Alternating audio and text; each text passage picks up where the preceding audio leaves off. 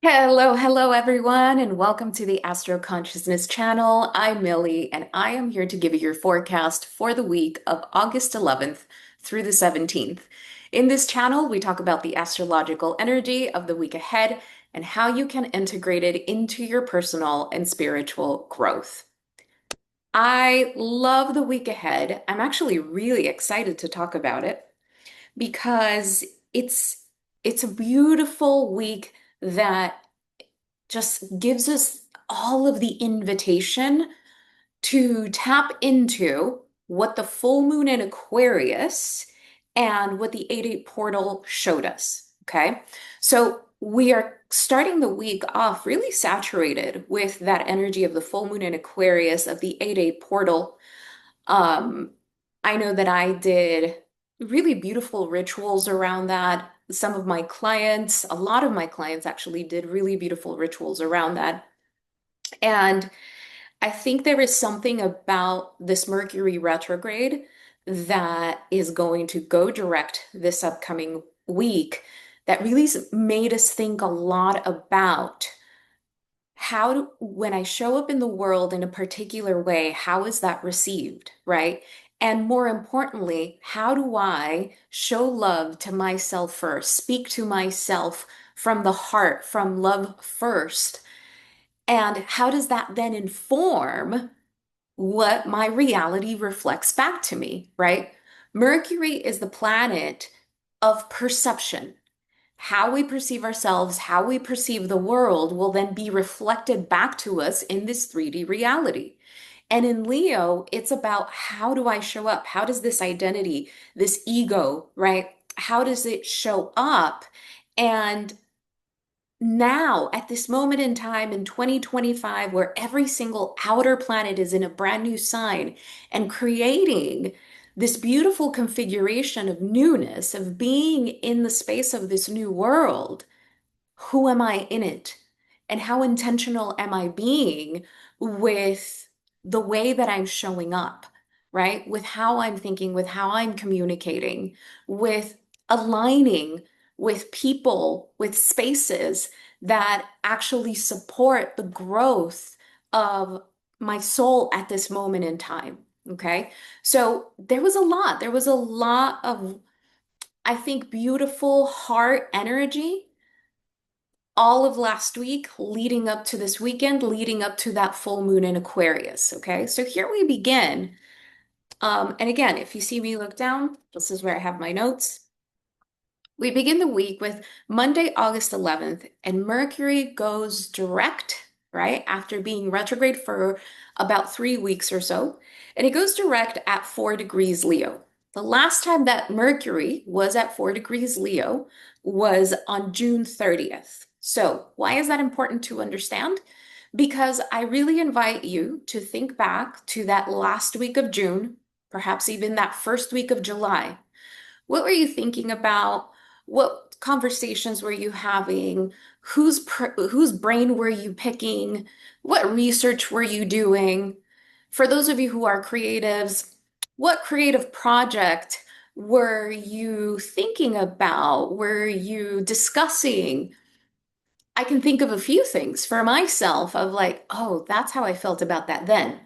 And now that Mercury goes direct in that same degree, 4 degrees Leo, we have new information. We probably feel more confident about it. We have all of the information we were accumulating, perhaps whatever it was that we were discussing at that moment in time. Maybe it was negotiations, maybe it was certain contracts, maybe it was interview processes. All of that now, this week, begins to move forward because, yes, Mercury stations direct. Imagine that you have this energy that has been very slow, right, for 3 weeks. This Monday, August 11th, the energy wakes up and it's stretching, right? It's like, oh, okay, so this is what I've got to move forward with. Okay, that is Mercury stationing direct, and it's going to be waking up. It's going to be waking up this week, really from the 11th to the 15th, which is when Mercury comes out of the uh, stationary phase, right? And this is really beautiful because this entire week is great for interviews, for negotiations, for talking about, future plans, for moving forward with certain things the entire week. What it asks you is it something that is truly aligned with you? With, if this involves other people, is it aligned with people that you want to have a commitment with? There's a bit of an energy of commitment, which I'll get to in a second. And does it bring you joy? That was the entire, well, one of the major themes of that Mercury retrograde in Leo. Leo is the sign of joy in the zodiac. And with Mercury retrograde in Leo, it was about thinking, well, what brings me joy? What in my work brings me joy? What at home brings me joy? What within my friendships and in my relationships brings me joy, right? How can I tap more into joy? Because joy allows us to vibrate and resonate at a different frequency that allows us to connect with different people, different things in this 3D reality. Okay? Now, on Tuesday, August 12th, we have another beautiful, beautiful connection between two planets. This aspect is auspicious, is supportive, it's positive, it's abundant. Okay, we have Venus and Jupiter come together in a conjunction at 14 degrees Cancer. So here we have Jupiter in a sign where it's exalted. What does that mean? That Jupiter does well in that sign, that Jupiter gets to show us more of the positive attributes of what it brings: prosperity, abundance, wisdom, teachers, right? In the sign of Cancer, that is here to help us heal our heart, help us heal family stuff, help us heal ancestral lineage type of stuff, right? And so Venus coming together with this, if we're talking about it from a practical perspective, oh my God, is this great for negotiations? This is so great for money negotiations, regardless of where it falls in your chart. Truly, if this falls, in a part of your chart that has nothing to do with money, but you are in the midst of negotiations for a work contract, you are applying for different jobs and you want to ask for a little bit more money. If you're purchasing a home, this is so supportive, not just because of the Venus-Jupiter conjunction, but because there are so many other things happening that are also quite supportive, which again, I'll get to in a second. Now, I want to take you back a little bit because there have been a lot of significant things happening in the sign of Cancer, I would say for almost a year now, right? A lot of it had to do with that Mars retrograde. That was at the end of 2024 and into 2025. And now we have this Venus-Jupiter conjunction. Okay, if this has to do with relationships, there's a lot of potential here for a few things. On the one hand, for this conjunction to show you, wow, look at how far we've come, especially if you've had to navigate trauma, family stuff, mother stuff, right? All Cancerian themes. Jupiter, as beautiful and as expansive and as abundant as it is, it's still a planet that is like a magnifying glass. It expands what it touches, it expands what is there, right? So if we have been neglecting, in denial, right, or simply like avoiding family stuff, Jupiter in Cancer has absolutely highlighted them. Absolutely. The gift in that is that once we become aware of what's there, once we have no other choice but to look at what perhaps we didn't want to look at, right? Sometimes we get tired. Sometimes we get tired of being like, I'm tired of trying to understand all the things. I'm tired. I'm tired of trying to heal all the time. I get it. And the universe is so gracious that it says no. I promise you that if you keep going slowly and steadily, right, you will be glad that you did. Okay, that's Jupiter. And so Jupiter and Cancer coming together with Venus in relationships with a Mercury retrograde coming direct can mean that in relationships, romantic or otherwise, we can come back together with people and have a different conversation from a different place than we may have been at the end of June, beginning of July. Okay? There can be forgiveness, there can be much more gentleness, there can be a different perspective, right? A different take or outlook on the situation, on yourself, on the other. Now, does that necessarily mean a reconciliation if there was a rupture? Not necessarily.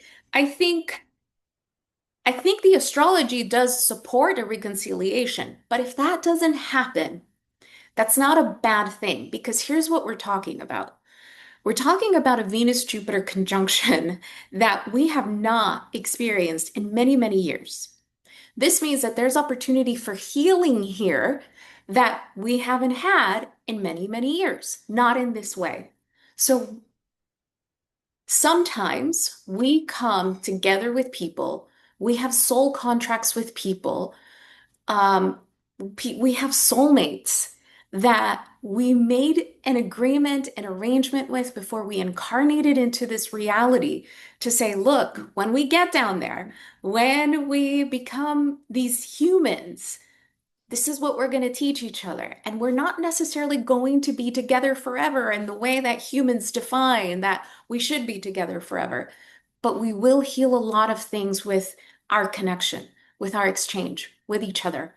And if it does come to an end and people go their separate ways, the connection would have been worth it. The connection would have accomplished what your souls agreed upon before incarnating into this life, right? Because look, when we look at a Venus, a Jupiter conjunction from a practical perspective, we're talking about contracts, right? So a contract is a contract, whether it's a soul contract or an employment contract. We're talking about contracts here. There is an opportunity for a lot of healing, especially because the last time that the 14th degree of Cancer was significantly impacted or touched on was when Mars was in Cancer last September, September of 2024. What was going on for you, right? Particularly in relationship. Mars rules anger, rules rage, resentment, especially in the sign of Cancer. Were you dealing with some of those things then? So, what has grown? What has changed? What have you been able to let go of or see differently? This week allows you to see that in partnership. More than anything, it allows you to see it in yourself. It allows you to say, this is where I stand with this, right? And this is how it feels in my heart. And this is how I have decided for as a form of self-parenting, Cancer energy, to move forward with this, right? Okay. Wednesday, August 13th, we have Mercury in Leo create a sextile to Mars in Libra. Ah, what another lovely aspect. It's such a beautiful week. It's such a beautiful week. So, really, Mercury in Leo.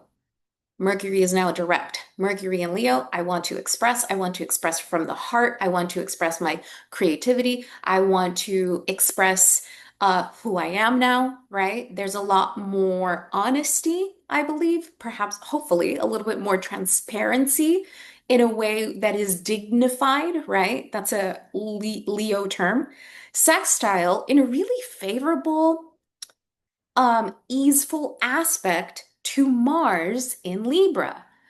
Mars taking action from a place, from a place where I have deliberated, where I have considered, where I have weighed the pros and the cons, right? What is fair for you? What is fair for me? Again, that notion of contracts, negotiations, reconsidering things, coming together from a different perspective, considering one another more.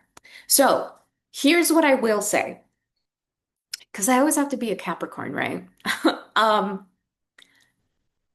if this has something to do with someone else, particularly in personal relationships, Both people have to show up differently.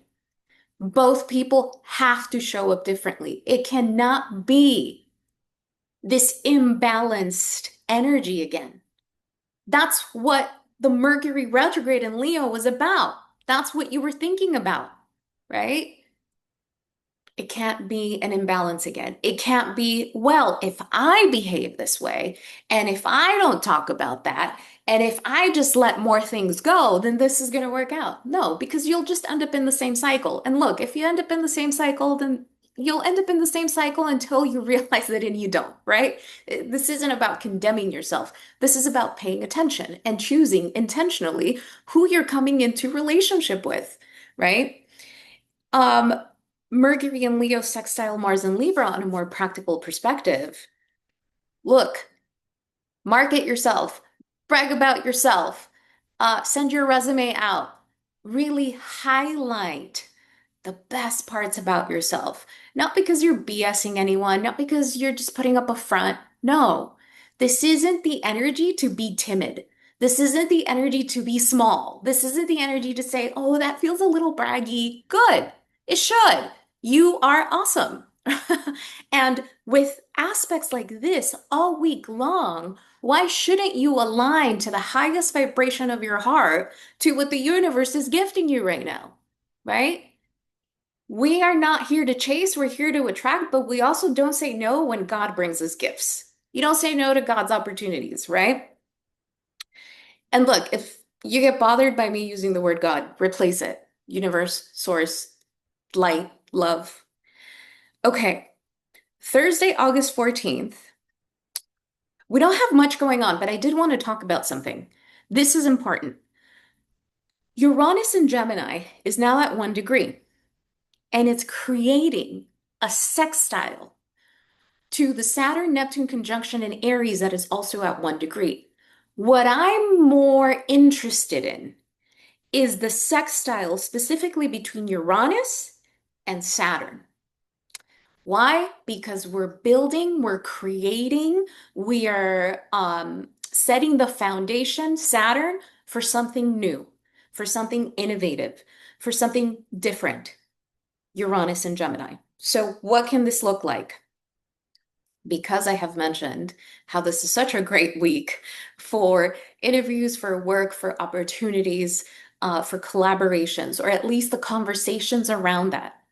This is a great week to have conversations around what goals here are we trying to accomplish? What are our intentions? Do we have a vision? For those of you who work for yourselves, this is such a great week for you to think about how do I want this that I have for myself to grow, to change? To what do it's more of like you get to do the same of what you've been doing, but you get to do it differently. You get to update it. You get to upgrade it. You get to elevate. Uranus and Gemini invites you to remain open to different ideas, different perspectives, right? So this may involve some research, talking to different kinds of people and saying, oh, I never thought about that. That's such a great idea. We're not in a hurry here. Uranus and Gemini and that sextile to Saturn, we have time. Remember, Uranus is going to retrograde. It's then going to go again into Gemini, April of 2026. It will be in a sextile to Saturn at the time. It'll be a wide sextile, but it'll still be a sextile. So think of it this way. Right now, there's an opportunity to plant seeds for something new that you want to experience, that you want to create. Let's say that this has to do with relationships, professional or personal. This is you coming together with your partner, business or, romantic, and saying, between now and the next 9 months, what do we want to work on together? This is great energy, especially with that Venus-Jupiter conjunction in Cancer, the sector of home, right? Family. Maybe you want to have a family. Maybe you want to buy a new home. Maybe you want to, make renovations to your home and you're saying, let's say you don't have the money for that now. Okay, so how do we save or how do we make a plan, right? Let's say you do. Some things are going to take a little bit of time. Let's say that this has nothing to do with anything or anyone outside of you. This is such great energy to do mindset work, to do manifestation work, to begin to get really excited about how do I want to show up differently? Mercury is now direct in Leo, right? Maybe you begin working with a coach on your mindset. Maybe you begin to get more in touch with your spirituality and your soul. Because remember, astrology is technology of consciousness. And so when we have Uranus and Gemini, Uranus is the planet that liberates us, that breaks certain patterns to say, think differently, look at a different perspective, especially in the sign of Gemini. Saturn in Aries, I want to build a new life. I want to create something new, right? So here's an example that's coming to mind, and um, someone very close to me is going through the process of divorce, right? It's a really difficult thing, and it's they're moving through it as gracefully as they can. But there is something that this person knew for quite some time that said this was meant to happen, and I'm actually kind of excited about the next phase of my life, and they're making plans. Look, it's the only example that came to mind right now. But there is something about you get to be excited about something and you don't have to rush into it. You don't have to figure it out right now. You just get to give yourself the permission to have it at all and to say, I will create it. I will create the structure. I will create the foundation for it one step at a time. I'm not just going to up and quit my job right now, but maybe I can think about maybe quitting my job in 6 to 9 months if you're able to do that, right? Again, an example, I'm not telling you to do that. Um, this is exciting. This has been active and it will remain active the same way that Mercury sextile Mars will remain active over the next 2 weeks. Beautiful energy for conversations, for getting excited about the next chapter, the next phase. And I will tell you, we're getting ready for Virgo season. We're getting ready for eclipse season. Eclipse season, if we are mindful with what we are talking about right now, with what we're thinking about right now, September can be that month that catapults us into the next chapter. Maybe not completely, but we can get a lot done, a lot faster than we realized. Okay, Friday, August 11th, we have the moon in Taurus create a square to the sun in Leo. On the one hand, if you have a little tiff with someone, it can be like, you can't see eye to eye. Both of you are feeling stubborn. No, this is what I want, but this is what I want, but this is how I feel, but this is how I feel. It's the moon in Taurus. It's there for 2.5 days. Be flexible. If you have a conversation that doesn't go the way you thought it would, give it a couple of days, come back to it. And believe me, it gets to be different. The moon in Taurus on a Friday, beautiful. Why? Because Friday is ruled by Venus. Taurus is ruled by Venus. Do Venusian things, right? Treat yourself nicely. Treat yourself to a spa day, or just give yourself a nice meal, right? Do something nice for yourself. To me, that Taurus energy, which is, I love good things. I love the good things in life, right? Okay, Saturday, August 16th, we have Venus in Cancer create a trine to the North Node in Pisces. The weekend of the 15th, 16th, and 17th is such a beautiful weekend to be with people you love, to go on dates, whether it's a first date or, date night with your partner. It's like courting energy, it's fun energy, it's tender energy. That Venus in Cancer trine North Node is so tender. It's just so lovely. It's so kind. It's like, I just love being with you. I love spending time with you. This feels nurturing, right? So spend time with the people that make you feel that way. Because the moon will be in the sign of Gemini Saturday and Sunday. And what does the moon in Gemini want to do? It wants to communicate. It wants to exchange ideas. It wants to know how you're doing. How are you doing? Tell me, how have you been? Especially if you haven't seen some friends or some people for quite some time. Beautiful energy for reconnection, beautiful energy to be in groups where there's a lot of discussion, there's a lot of, especially deep discussion, right? Great energy for like retreat type of stuff. I really love that. Venus in Cancer trine North Node in Pisces is like pregnancy type of energy. So do with that what you will. But you can also become pregnant with creativity, with ideas. What do you want to bring out into the world, right? Again, further supporting everything I've been talking about throughout the week.